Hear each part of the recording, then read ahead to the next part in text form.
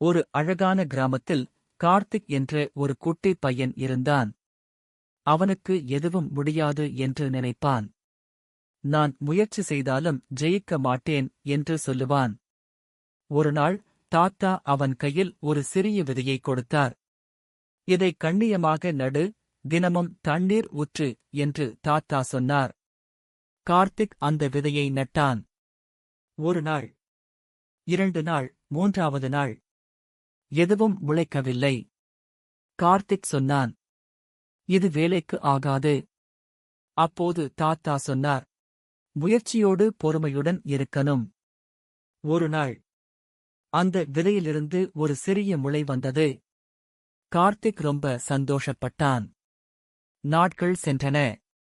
அந்தச் செடி ஒரு பெரிய மரமாக வளர்ந்தது. அன்று முதல் கார்த்திக் எல்லா விஷயத்திலும் முயற்சி செய்ய ஆரம்பித்தான்.